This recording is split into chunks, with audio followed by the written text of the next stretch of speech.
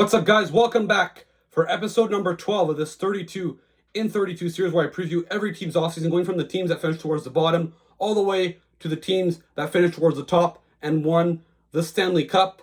Last episode I did was on the New York Rangers, and today's episode is on yet another Original Six team, the Detroit Red Wings. Obviously, the Detroit Red Wings in the 90s and 2000s and early 2010s had an amazing run of 25 consecutive seasons where they made the playoffs, but all that comes at a heavy price to pay, where it's been 9 years now that they haven't made the playoffs. They had to go through a very painful rebuild. They've accumulated a lot of good young talent. Now they've gotten to a point now in 2025 where they still haven't made the playoffs, where they've been coming close, but they've always been collapsing towards the end of the season. So now there's some big question marks on what the Detroit Red Wings should do to really get this team to the next level. People are questioning Steve Yzerman as the GM with this Yzer plan, and they're hoping that they can finally turn the corner, but there's some doubts that this rebuild is going to work out. So we're going to dive into this very shortly.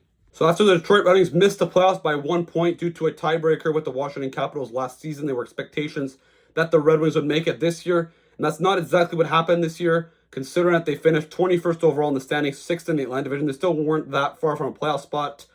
Obviously, they had a pretty tough start, and they fired Derek Lalonde to bring in Tom McLennan. They did a lot better towards the beginning of his tenure in Detroit until towards the end of the season. They completely collapsed yet again, which, like I said, has puts Yzerman on a hot seat for this summer. 86 points, which isn't that bad. They only missed the playoffs by 5 points or 6 points.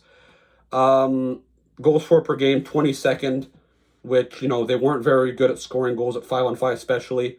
Their goals against per game, 21st. Their power play was 4th, so it was very good, but their penalty kill was last place, only 70.1%. So obviously, it makes that their average. You want always 100%, or you want to get to the 100% mark for your special teams if you want to have a good chance of making the playoffs. And for Detroit, their power play was great, but their penalty kill let them down. It gets them to 97%. And their expected goals percent at 5-on-5, according to Money Puck, 26th overall. So it was really a team that was fueled based on their power play, but nothing else. Their 5-on-5 offense was pretty bad. Their defense overall was pretty bad. Their penalty kill was very bad. And only their power play was good. Top 5 scorers, Lucas Raymond, 80 points in 82 games. Finally had a good breakout season, but I still think there's another level to his game. Alex DeBrincat finally was able to get 30 goals with Detroit. 39 in 82 games, 70 points. Dylan Larkin also got 70 points in 82 games. A bit of a step back, but I still think that he is probably their top center without a doubt. Patrick Kane, 59 points, 72 games. Even though he's getting older, he's still productive. And Mort Seider, 46 points in 82 games. This was a very top-heavy team. Not a lot of scoring depth beyond that, however. Goaltending, Cam Talbot, after a pretty solid start, he kind of cooled off towards the end of the season. 901 save percentage. Alex Lyon, 896 save percentage. He's a free agent. They also brought in Peter Mrazek at the trade deadline as well. So it was kind of a 3-goalie rotation towards the end of the year. So we'll see how the Detroit Red Wings manage that next season. When you look at the projected lineup for the 25-26 season, before we look at their offseason moves, so DeBrincat, Larkin, Raymond, Andrew Kopp, Marco Castro had a pretty good rookie season. Vladimir Tarasenko was a disappointment. That's probably a guy they're going to get rid of. Jonathan Berggren, JT Compher, Shine. After that, Soderblom, Rasmussen, Austin Watson. After that, on defense, Ben Sherratt, Mort Seider, Simon Edvinsson, Justin Hall, Eric Gustafsson, and Albert Johansson. Obviously, a defense core that's very flawed. They're going to have to get 1 or 2 defensemen to help that, because obviously guys like Sherratt and Hall cannot be in your top 4 if you want to make the playoffs. And then Cam Talbot, Peter Mrazek are signed for next season. Projected cap space, they have a bit over $21 million to spend, so the Red Wings are still in a good position. However, they do have a few guys that they have to sign. Patrick Kane, 36 years old. That's probably a guy they're probably going to win. They're probably going to bring it back at another $1 million or another 1-year contract, probably around $4 to $5 million. Craig Smith, Tyler Mott, probably going to be gone. Jeff Petrie is probably going to retire. William Lagesson, Alex Lyon, when you look at their UFAs. Berggren, Soderblom, and Johansson, your RFAs. So no really big names aside from Kane maybe that you can re-sign. So I think that the Red Wings should have enough cap space to go aggressive in free agency if they would like to. Obviously, for a team that's been rebuilding for multiple years, they do have a very, very good prospect pool. So Axel Sandin Pellikka, who's their top prospect, who was the 17th overall pick in 2023. I think this is a guy that could become their future number 1 offensive defenseman. Nate Danielson, 9th overall pick in 2023.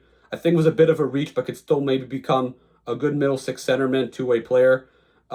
Sebastian Costa, 15th overall pick in 2021, and also Trey Augustine, who was the 41st overall pick in 2023. Two good goalie prospects that hopefully one of the two becomes our future number one goalie. And then Brent said Newgard, 15th overall pick in 2024. So I think another guy that could be a good middle six player. But I don't see, even though these are very, very good prospects, I don't think any of them has the potential to maybe become a superstar size, or maybe Sending Pellikka. Luckily for them, they do have still a good cover to draft picks. So they have all their draft picks for this year, including an extra third-round pick this year. And they also have the 13th overall pick. So I think for the Red Wings, it's time to start getting aggressive, considering that I do think that they probably failed a little bit, the rebuild process. I think they accelerated a bit too much.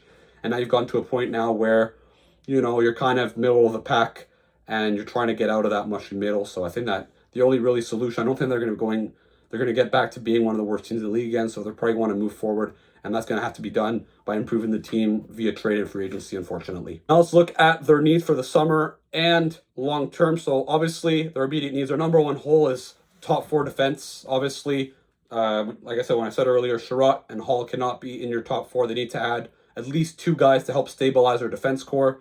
I think they need a second line center. I think Marco Kasper, it's not, if you think Marco Kasper can be a good enough second line center for next season, I suggest you keep him. But I think adding another centerman that can help in the top six, I think could help a lot. A superstar forward, even though this is very unlikely, but if they could get a guy like Mitch Marner somehow, that would really help their team.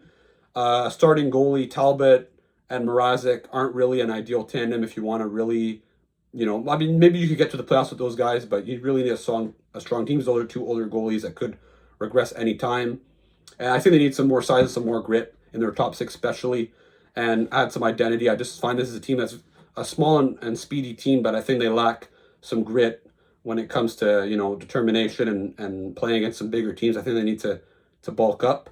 When you look at their long-term needs, still a superstar forward. They never really drafted that. They had the only two guys that I think that they drafted that could become high-end players, elite players, are Raymond, 4th overall in 2020, and Seider, who was a 6th overall pick in 2019.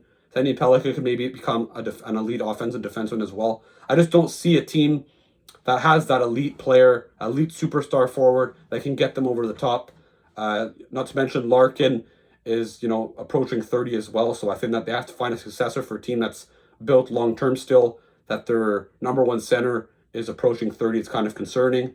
And once again, size and some grit, they need to add some more size, especially up front. I think overall, I don't think the Red Wings, unfortunately, considering they accelerated the rebuild, I don't think they're ever going to become one of the top contenders in the Eastern Conference, unfortunately, unless of a magical trade or something like that. I just don't see them being able to match a team, for example, in their own division, like the Montreal Canadiens in 3 years or something, or even the Ottawa Senators, and never mind getting to the level of the Florida Panthers. So I just don't think this team's good enough, unfortunately.